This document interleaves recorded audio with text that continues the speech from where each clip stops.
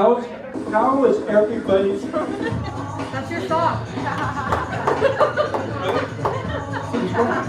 I have a song. So what is the song? Marky Mark, good vibration. So I guess I'm Marky Mark, and you're all the Funky Bunch. Is that it? All right. So I hope everybody had a really good Labor Day weekend and didn't labor too much over the weekend. But it's Tuesday, and it's my favorite day of the week. How about you guys? You guys sound really excited this morning. A little too much partying over the weekend? Huh, Brandon? All right, so you know the drill. Get out your phones, take a picture. I'm going to take one. Get over here, then. Get over here. Come on.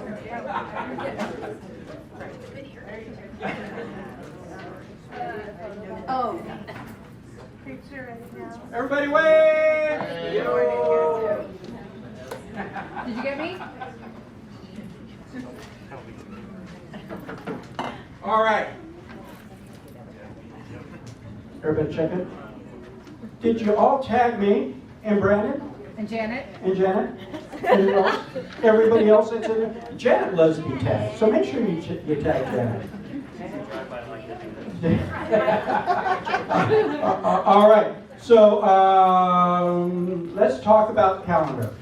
So first of all, which didn't hit this calendar, we have a CE class right here after the sales meeting at 11 o'clock.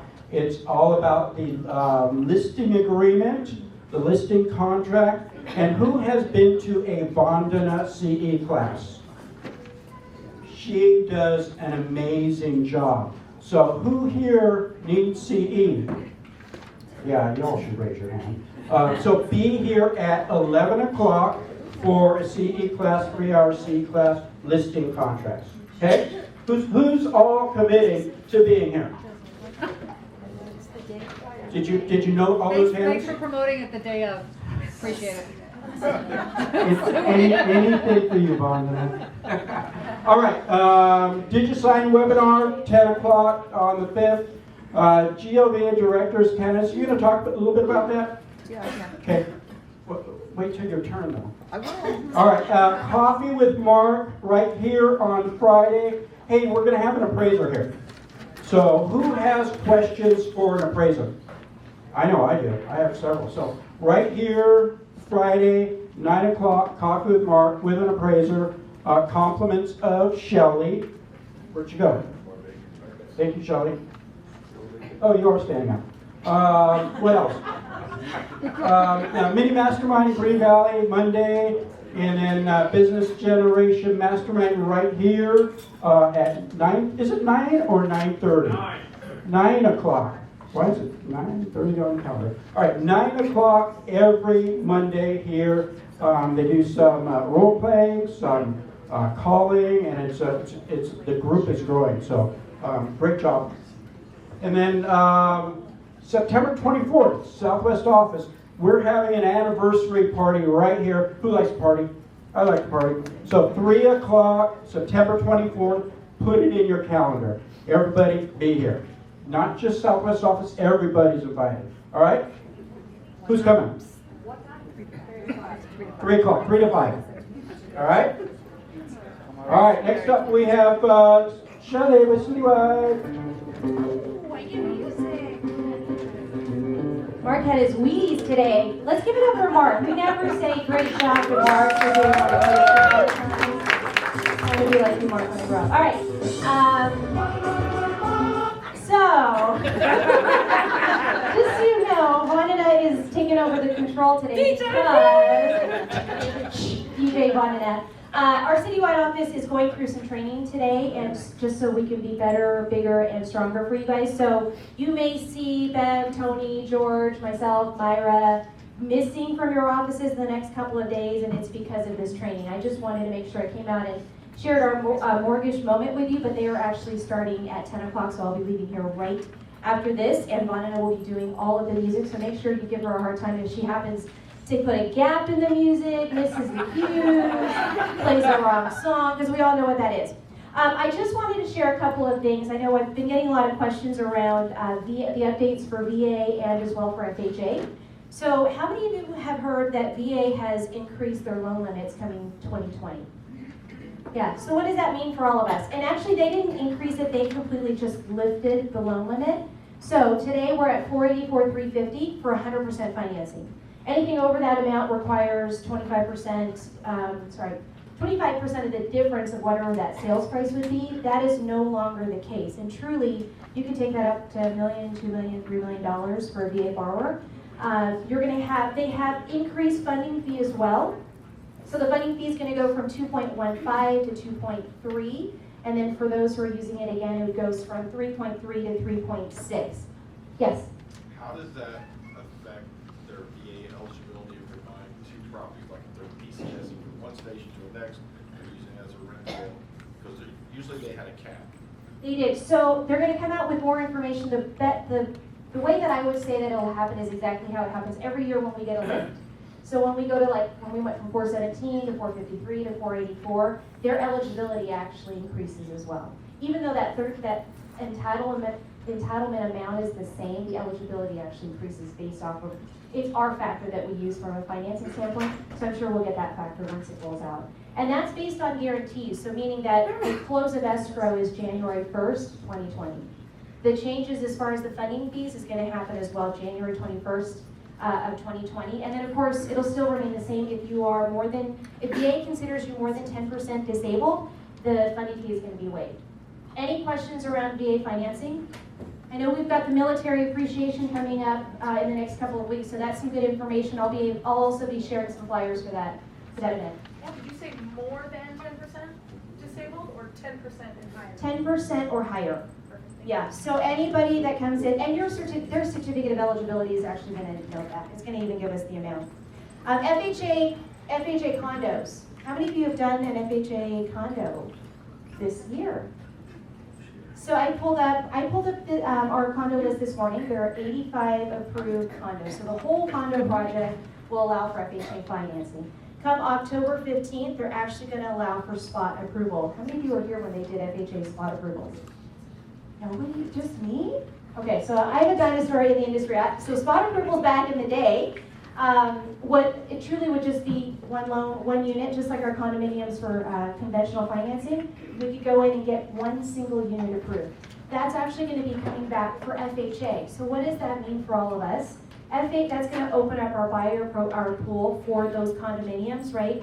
I know a lot of people are having some struggles with condo in general. The conventional side of it, we're really doing well as far as condo approvals are concerned. Biggest issues that we see, and this is something that even as you're scouting out these condominium projects, owner occupancy ratios are going to be one thing for FHA financing. Right now they're still saying 50% owner occupancy ratio. The other thing that they're going to look out for these single unit or what they call spot approvals is to make sure that it is not fully saturated with FHA financing. So anything more than 10%, which in most of these condo projects that have not been FHA approved, you're probably not going to see a ton of FHA financing in there. So this is going to give some room for our buyers who want FHA or who need FHA financing. So just so you know, that's going to be rolling out all of the details around that. Citywide will be able to approve them internally, but come October 15th, that's actually going to be open to all lenders. And so once I get more information on that, I'll be able to share that to you. I just wanted to give you a heads up because that's like literally right around the corner. The other thing we wanted to share, if you haven't heard, interest rates are low. They're still low. As a partner for us, we wanted to offer you all an incentive to refinance your current homes or your homes in general. We're going to offer you a half a percent lender credit. You can go towards buying down the interest rate, you can go towards closing costs, whatever it may be for your own personal refinances, whether it's 1 for your primary, 10 for your investment properties, but that is our commitment to you. All of our loan officers can do them. If you feel more comfortable, that can actually go through our corporate office or through me personally, but I wanted to make sure to set that out. I actually just locked an FHA Streamline at 3.65 this morning. So if you're over 4.5%, and actually from the calls that I did on Monday, I converted 4 or 5 of our borrowers. Because if you think about it, January 1st, we were like 5.5%, 5% interest rate. This is really a great opportunity. If you missed that boat to refinance 3 years ago, do it today. Any questions for me at all? Yes? What is the basic cost of refinance? So I give an average of, depending on your loan amount, between 1 to 1.5%. Just because you're going to have our fees, which we reduce our fees as well. If you have the lender credit for us, that'll obviously help. And then you have your title fees, your customary title fees, but typically your title companies are going to have those reduced. And you can pick whoever you want to use, right? If you have a good relationship with specific title companies, Chicago Title, Tyco, or whatever, they may be able to provide you with some additional benefits there too. Good question. Anything else for me? Oh, I'm being escorted out. All right, have a great day. All right, as always, great information. Thank you, I appreciate it. Next up, we have Brandon. We have stuff from Brandon.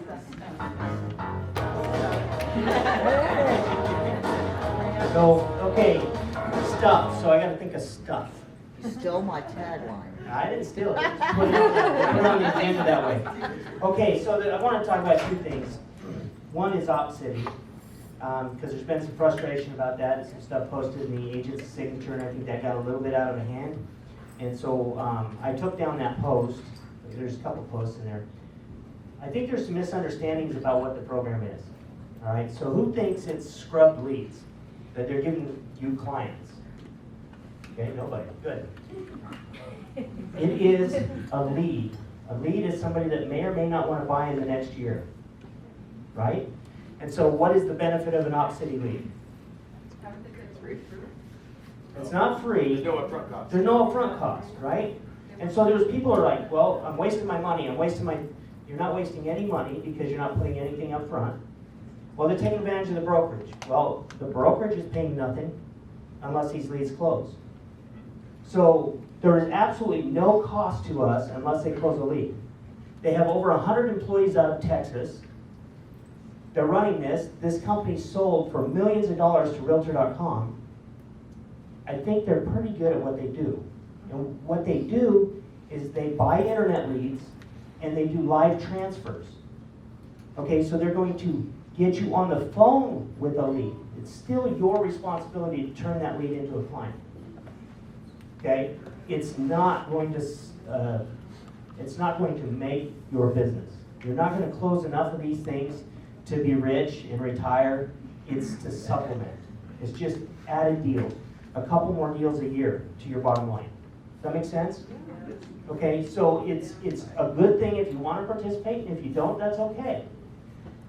If you feel like it's a waste, don't do it. If you want to take an opportunity, we're getting referral agreement after referral agreement after referral agreement. So people are getting them. All right, and they're starting to close now. There is a referral fee, but it's only if it closes, right? So take advantage of it if you want, don't if you don't, that's okay. The other thing I wanted to talk about, unless anyone has any questions on Op City. No? I would just say if people don't want to do it, go delete their account so other people that do want to do it, don't waste their time.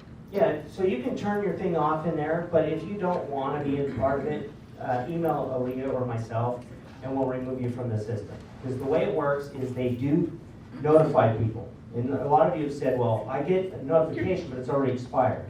Yeah. Right? That's the issue. Well, there's no issue here. Let me explain why it happens. Because they don't ring 15 of you at the same time. They might send it to you, and if you don't answer in a ring or two, they start ringing someone else, and if they don't answer, they start ringing someone else. And by the time you clicked on it, you might have only had one ring, but somebody else had 4 or 5. And so it's kind of in that rotation. So sometimes it's there. You're going to win some, you're going to lose some. But if you're not available, make sure you say you're not available, because those, if they're ringing you first, those answer rates affect you. Okay, so you do want to, if you're available, you do want to try to get it. But they do expire because somebody else just claimed it before you. Well, I have one closing in 6 days from Op City, and it's over 300,000. So it is working. I have gotten some leads where I didn't hit the button in time, or something didn't pan out, which is fine, but I do appreciate you adding this tool for us, and thank you. I appreciate it. I mean, like I said, it's not going to make your business, but it's just an added opportunity. It's no different than if you were to get on the phone and start cold calling. You may get something, you may not, right? But if you're not attempting it, you're not going to get anything. So. All right, the other thing is, how many of you use AuthentiSign? Your clients. How many of you tried the new DigiSign? Okay, I'm going to challenge you guys. I'm big on experience, all right? So your consumer that's signing your documents has an experience. Have you sent yourself an AuthentiSign before? Yes. Send yourself an AuthentiSign and send yourself a DigiSign and see what the difference is. I'm just telling you, I and all the brokers feel the same way. AuthentiSign is hard to sign on your cell phone because you've got all these puzzles you got to solve, and you got to go through this whole process to get to the point where you can sign the document. That's your user experience for your client. So I'd say just test that and experience that. I think the DigiSign experience on the other side is better and easier for you guys too. You might have to download it out of Transaction Desk to put it in. It might be one more step, but if you think about the time it's saving your consumer on the other side and the value that their perceived value of dealing with you, I think it'd be worth it. Just send yourself and see what that is like. And then I would just encourage you to send them to us in DigiSign. You know, it's a lot easier and a lot quicker. All right? Any questions? I just want to say that I have a client I'm working with out of state that does a lot of DocuSign. He does it all because all kinds of businesses. He called me just to tell me how fabulous that DigiSign is. He was so happy. It would do. He really loved it. Very so easy, just to very put that in simple. there. And Oh, it's so easy. David? No. So Transaction Desk is still where you fill out your forms. That's provided by the board. That's their approved supplier for filling out the forms. All right. DigiSign is connected to SkySlope, which is what we're going to be live on October 1. That's where you guys will file all your documents. So there will be some added benefits of using that in the way of you send it out of there and they sign it. It'll come back and be filed in your file already for you. So your experience will even get better on this side. It'll also be a lot quicker than Simon, what you guys are used to. And it allows us to approve documents and go through those a lot quicker. So it's going to be a great thing across the board for all of us. But at this point, you cannot fill out your documents. Okay? No, I don't think so. I think you can log directly into DigiSign. The same. But there is an app for your phone too. There is a app. DigiSign webinar on the 5th at 10 o'clock. Where? On the Webinar? computer. A webinar. Oh. Hello. So Janet wants to know where. I missed the webinar. it's at Janet's desk if anyone wants to join it. So we're committed to get you to that point. You guys can start playing with it. But October 1, that's where we will turn in all our documents from that point forward. All right? So I'm excited about that as well. So any questions or anything for me before I'm done with my stuff? Get our logins for SkySlope. Okay, so you should have already received that. So make a note, we'll let Monica know that she needs. We'll make sure you get an email. If you haven't received it, let your broker know or your admin, and we'll make sure that you get it, okay? But Mark's already taken note, and he's going to make sure you get it. It'll come straight from SkySlope, okay? Any other questions? Okay, that's it. So I just want to reiterate, on the receiving end, DigiSign is way, way better than AuthentiSign. It's amazing the difference. So, yeah. Thank you, Brandon. All right, next up is stuff from Janet. Welcome, Janet. You're too late. I know, I don't know what's happening, there's a delay. Jenny, you can't start it, starting, hold on. Hold please, hold please, hold please. Everybody all at once. What is happening? Red. What is happening? So I just want you to know that I'm super rested and in a super fabulous mood because Vaughn told me about something I'd never heard of. It's called Bonnet Day. Pajama day, but. And, that's where you There's your spend song. all day in your pajamas. You don't leave your house, you don't do anything. My husband's out of town. Sunday I had a pajama day, and it was wonderful. Didn't get dressed all day, didn't leave the house, read a little bit, slept a little bit, read a little bit more, slept a little bit, watched a little bit of news, that was it. So, hey, I'm in a good mood, so if you need anything, come see me today. So first of all, I want to talk about Thursday right here at 3:30. We are having the GLVAR candidates who are running for office for the board for 2020. Since 2 positions of the executive board are running unopposed, we are only inviting the candidates for director. There are 10 of them. I've heard back from all but 2. So we want you to cast an informed vote because these are the people that make the decisions for you. What programs are you going to have? What you're going to use? How your money's going to be spent. So we want you to be informed. Shelley with Citywide is going to provide us with some adult beverages and some appetizers. So please be here Thursday at 3:30. So Janet, Yes. out of those 10, how many are we voting for? 5. Now, they are having a meeting at the board to meet the candidates event that morning. So if you can't make that one, you want to sleep in, come here at 3:30 before adult beverages. Okay, next kind of in order, general membership meeting will be Friday the 13th at the Four Seasons. 11 o'clock, peruse the vendors, pick up all the pins, notepads that you're ever going to need for the rest of the year. And there will be updates on what's happening with GLVAR, what's happening with MVAR, and what happened briefly with the legislature at the lunch, which will be free to you. Yes, you have to put $35 on a credit card, but if you show up and you sign in, that's going to go to your MLS fees, which are due in October. So keep that in mind. The next day, Saturday, September the 14th, Sherry, you want to give 1 minute of what's happening? The military veterans, first responders appreciation day, you guys come. Come, it's a lot of fun. If you want to work our booth, see Florence. Our wonderful brokerage has provided swag. Katie Ramsey and I personally ordered the swag with Vonda's approval. It's good stuff, it's cute and fun, and it has our name on it. It has actually Signature Strong. And by the way, let me just throw this in real quick. We also are sponsoring like a little golf cart because veterans have, a lot of times they have injuries or they're unable to walk around. It's very hot, it's a big event. So we are going to be driving them around, and our little cart will be all decorated, red, white, and blue, sponsored by Signature Real Estate Group. So that's a cool thing. Anyway, you're all welcome to come. I urge you. It's at Craig's Ranch Regional Park.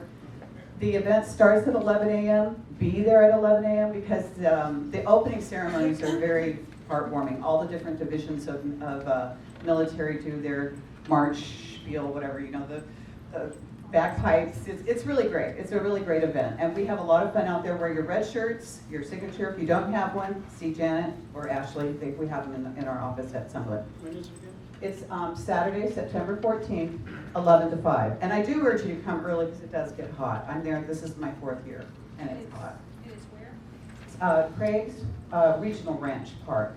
It's on Craig. Huh? Just west of 95. Yeah, it's just west of 95. Yeah, I always take Ann Road or Craig or something. I don't know, but it's up there. Google it. GPS. Yes, yes. Thank you. Okay, the next thing coming up, September is really a busy month. If you haven't signed up for the MLS Tech Forum on September the 19th, this is a fabulous event that the MLS puts on every year. It's going to be at the Orleans. It starts at 8:30. There's breakfast. There's all kinds of vendor booths. And you know how GLVAR does vendor booths. They have to give away a fabulous door prize. And there will be tour prizes all during the day. There will be a continental breakfast. There will be a luncheon, plated luncheon, and there will be all kinds of breakout sessions. RPR, I understand, is coming also. They will have a breakout session. So if you haven't registered for that, go online to LasVegasRealtor.com and sign up for it. At the end of the day, they always give a fabulous door prize. One year it was a big flat screen TV. Jennifer So, win free dues for a year? Yeah, but that wasn't at that. That was a general membership. General membership That was luncheon. general membership, yeah. And we're doing that again at the general membership luncheon for use for a year. So the other thing I want to talk about is the Nevada Realtor State Conference called Navigating Through Disruption. It's going to be at the M Resort September 26th and 27th. Now, some of the key speakers will be Steve Sims of Bluefish and Eric Sachs of Breakthrough Broker. Now, Keith Lyman told me this, and Keith is the state president. I went through the list of speakers and I didn't see it, but he said a surprise guest speaker, but he did say it in front of the group, so it's no surprise. So I don't know if it's going to happen or not, but Keith Lyman said, a member of SEAL Team 6, the man who shot Osama bin Laden, is supposed to be there as a guest speaker. Now, and going through the list also, first day is kind of techie. Second day will be more breakout sessions, more really fabulous guest speakers. Last year, nobody came the second day, so they stacked it, so second day is really good guest speakers. Nobu Hata, most of you know Nobu if you've been to any seminars at all. Fabulous, he's going to be our MC. So, it starts at 10 o'clock on Thursday and 8:30 on Friday. Now, you were supposed to register by Friday to get a discount. I was texting back and forth with Keith Lyman last night. And if you go online to Explode with an X, explodethis.com/Nevada, and where it says put in a code, if you put in the PREZ, P-R-E-Z, you can get in for $25. THEPREZ. I did it, it works. Yay. So, I don't know how long this is gonna last, but I called, I begged, I said, you know, it's a 3-day holiday, people left town on Friday, blah, blah, blah, blah. He checked with Teresa McKee, the state CEO.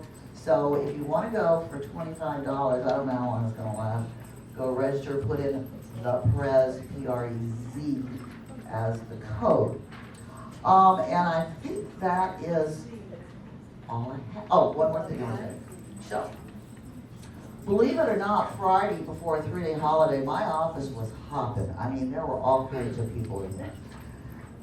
Friday morning, I had an agent come in very upset because he was trying to contact customer service at Transaction Desk and could not understand the person who he was talking to. So he asked for a supervisor, and the supervisor said, well, you have to talk to her because she's the only one that knows this program.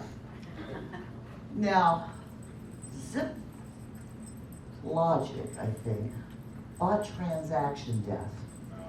And we no longer have the rep that we used to have.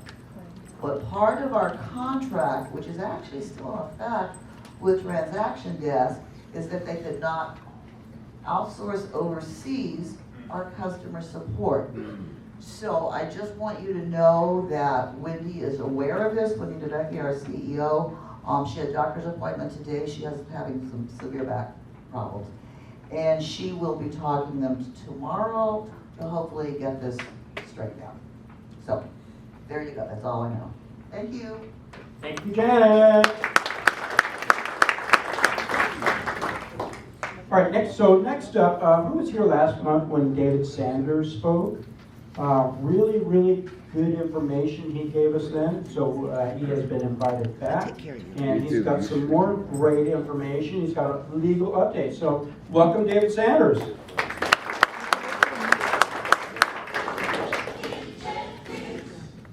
No, that wasn't You're welcome.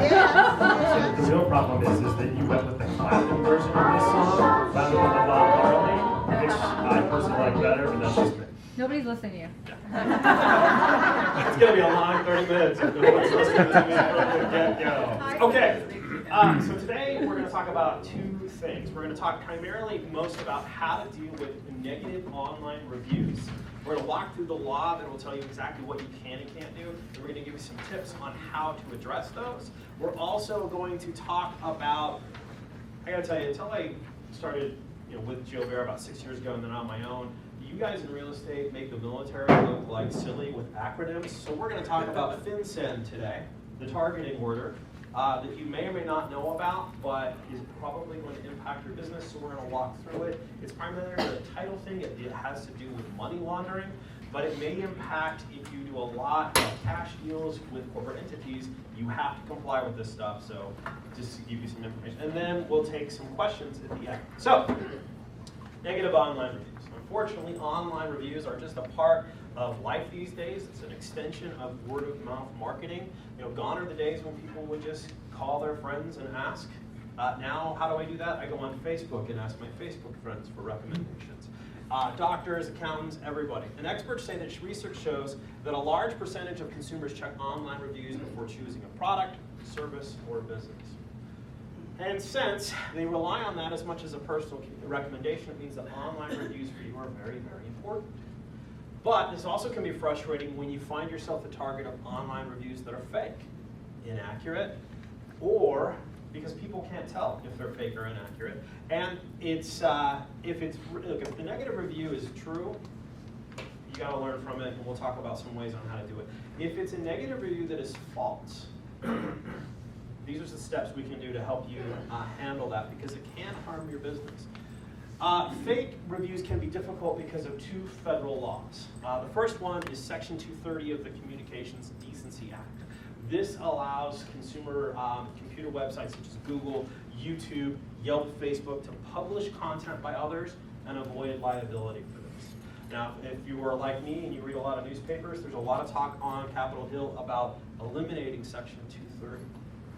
Which would basically mean, like right now, if someone posts up something that's fake or fraudulent on Google or Yelp or Facebook, it's extremely difficult for them to have any legal liability towards that. And in fact, last year, the California Supreme Court ruled that Yelp had no duty to take down defamatory statements. It involved an attorney who had a very frustrated previous client. They settled. The client was supposed to take the Yelp review down. They didn't. So instead of suing the client, the attorney spent 5 years of litigating to find out that Yelp has no affirmative duty. So the case law is primarily going to protect Yelp, Facebook, those kinds of places, but we'll talk about how to address that next.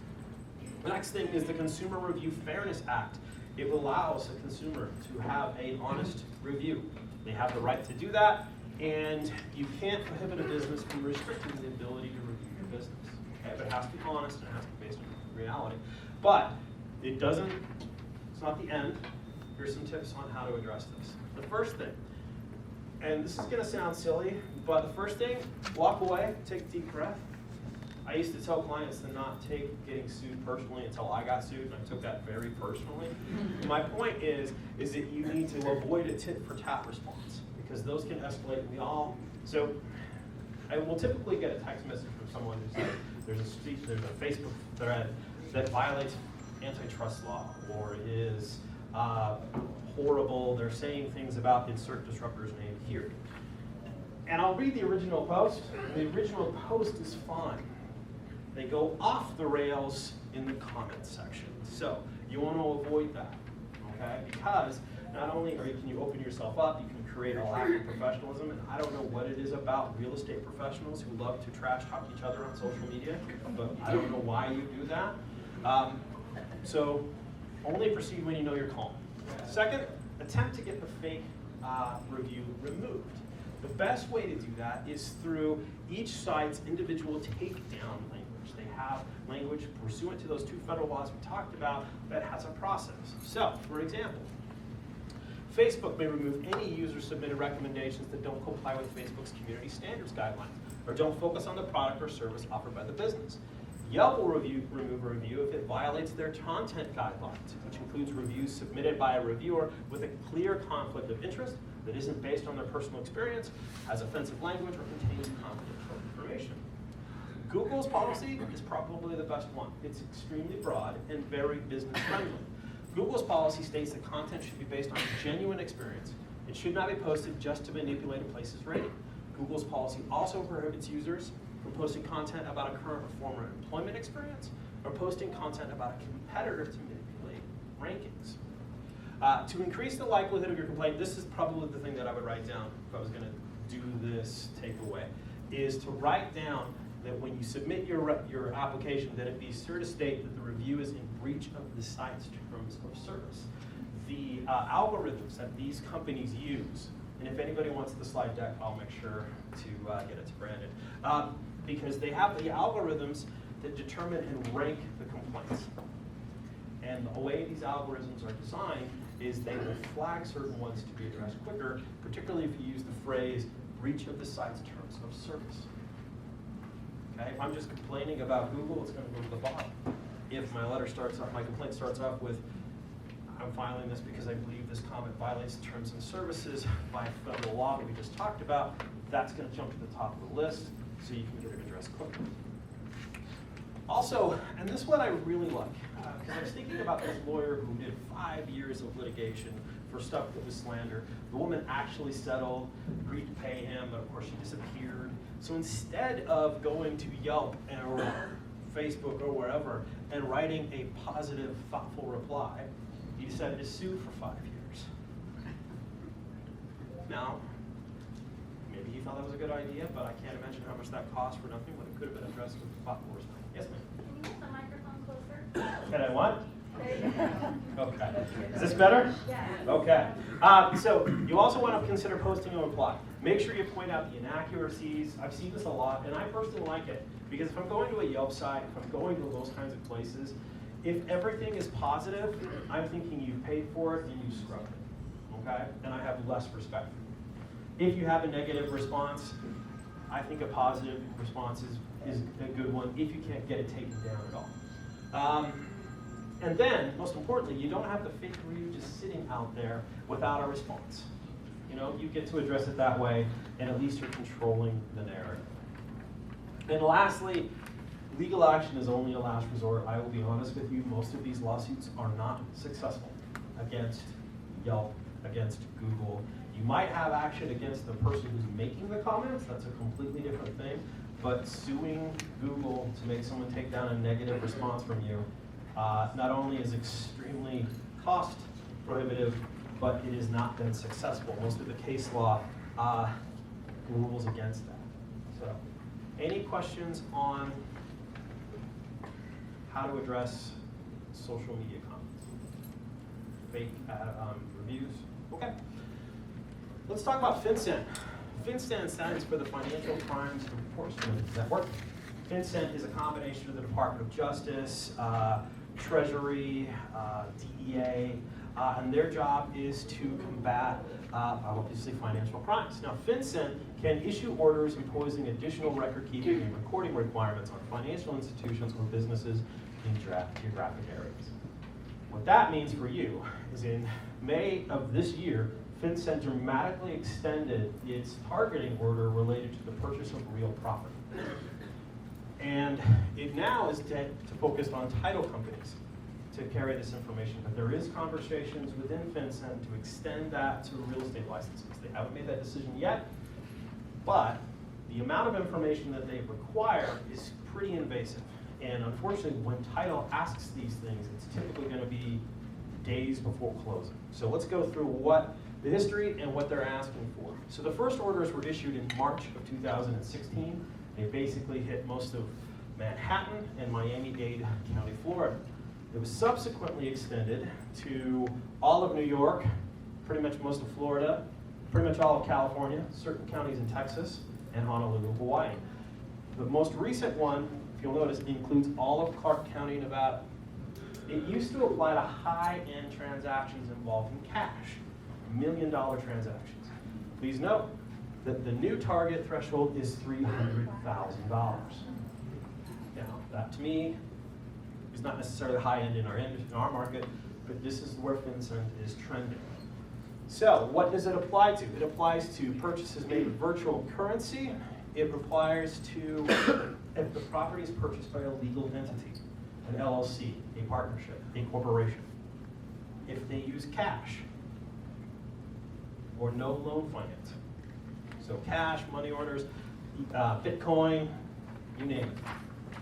Because the Department of Justice and FinCEN believes that this is a potential for laundering money from drug cartels and other criminal activities, they're going to ask for a lot of detail on that LLC and that kind of stuff. So they're going to ask, so again, it's title's job to collect this information.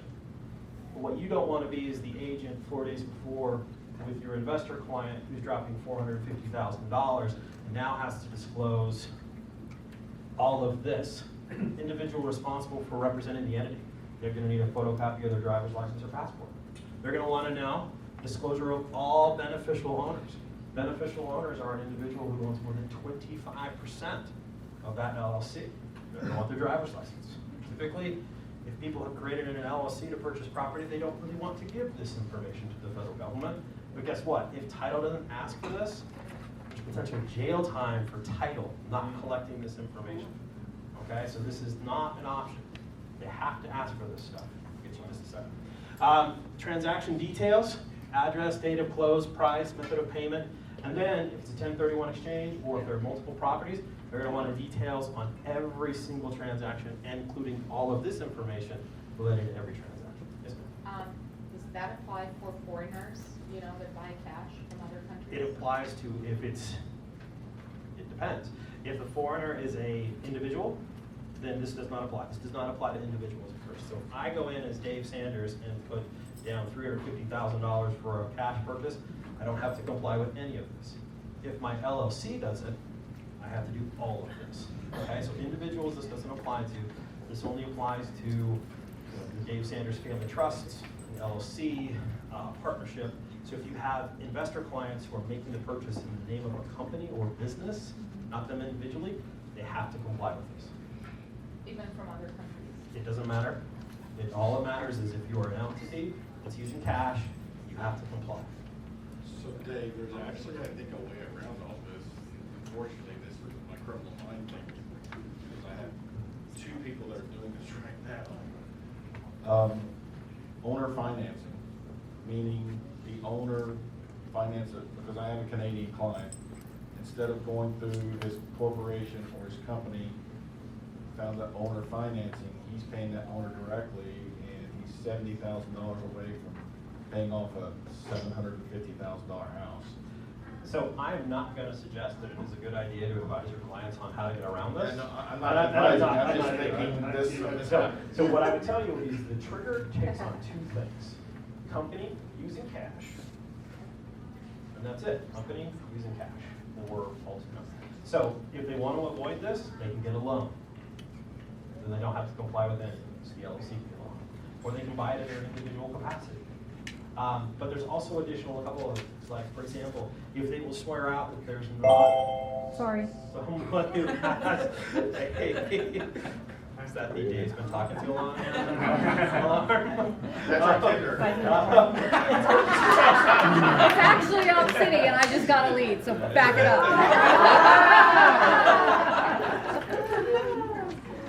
My phone's about to ring, so sorry, continue. Well, now I know what we should talk about next. So it depends on those two triggers.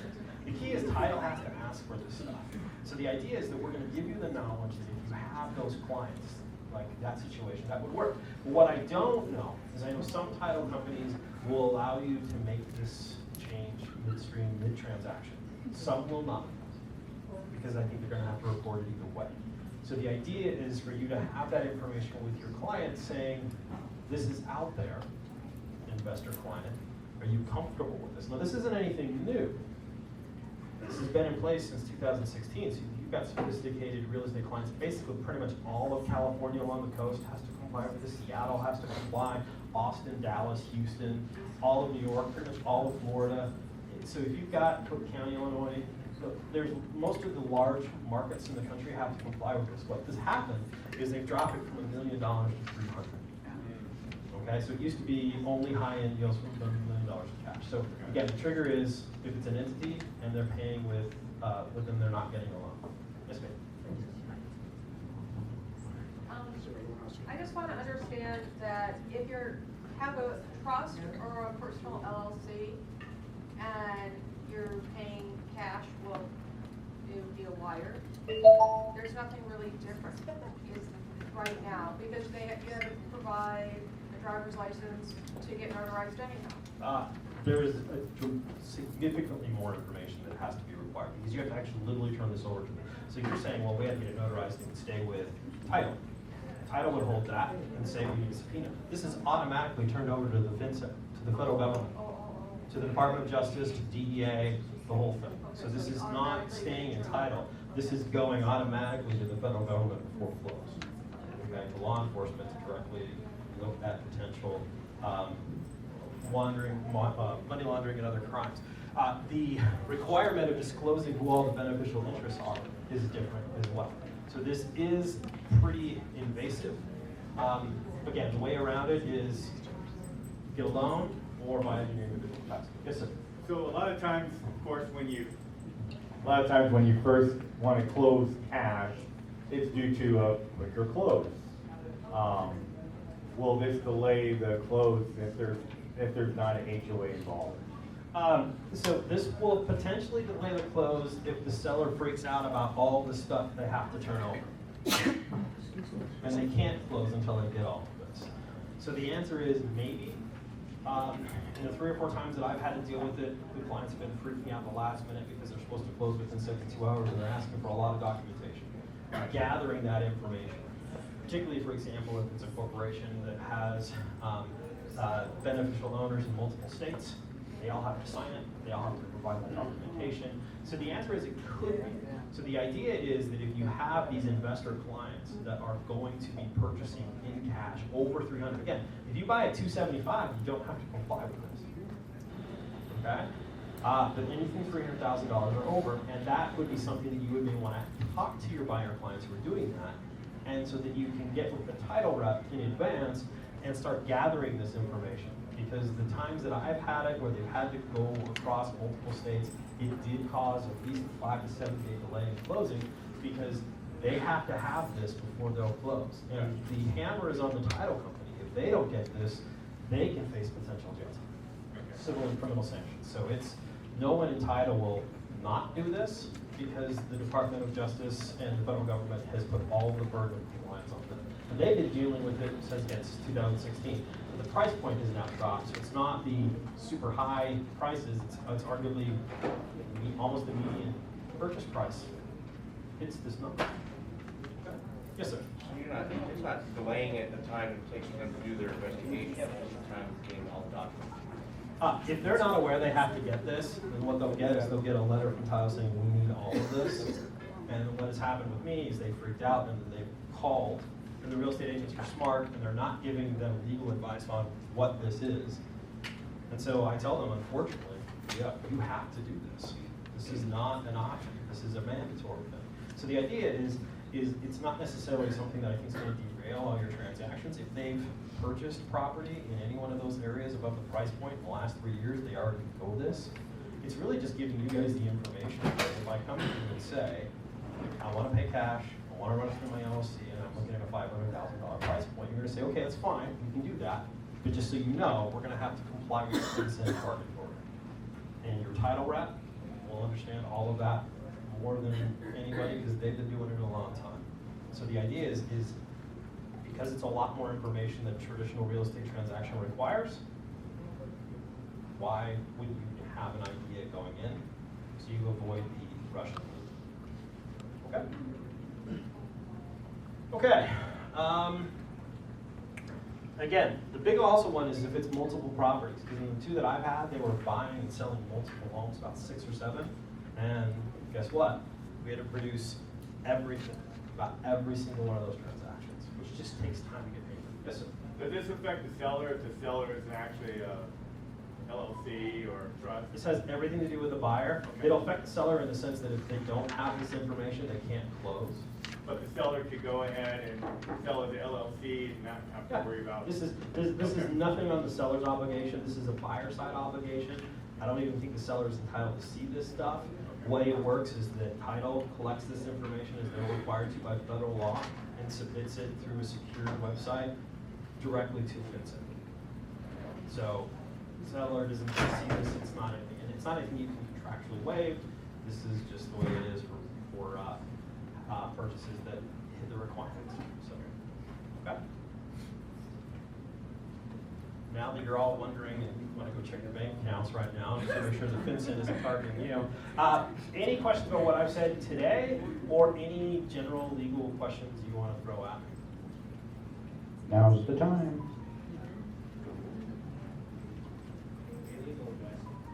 And you can't just call your bank and find out if you're being targeted. They won't tell you. The bank doesn't know.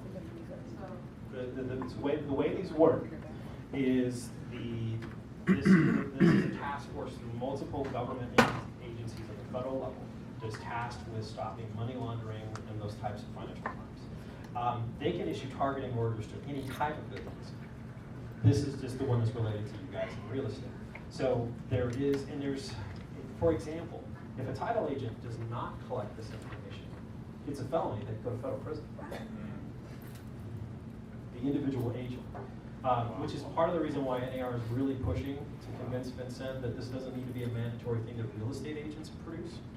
Because right now it's voluntary. If you think your client is laundering money, you should have a voluntary obligation to perhaps go to law enforcement. If that scenario ever occurs in your real estate business, you should be immediately marching down to Brandon's office and knocking on the door before you do anything, because there are consequences and we want to make sure we comply with that if we have to.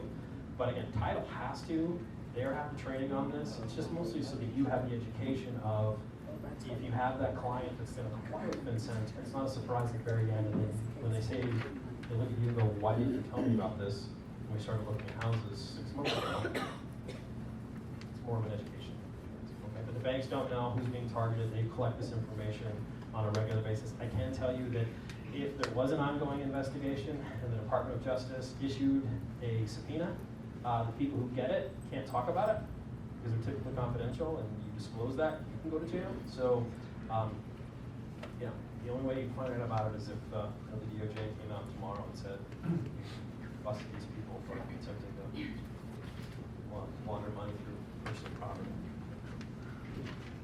So Dave, for clarification purposes, if you have a $800,000 buyer and he or she's putting $700,000 down and getting a loan for the other $100,000, that is not subject to?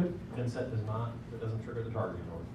It's all cash. But if they did like $700,000 US and then $100,000 worth of Bitcoin, that would trigger. How common, because I just started buying Bitcoin about 9 months ago, how common are transactions now with Bitcoin? Still pretty unique. The question was how common Bitcoin transactions are. There's a couple of things. One, you have to find a seller who is willing to accept it, because I don't have to. You have to find a title company and somebody that would be willing to conduct that transaction and get the Bitcoins through the system. I'm not saying it's unusual. It is still unusual. There are people who do it. There are a couple of companies that will accept it. It's still more of a novelty.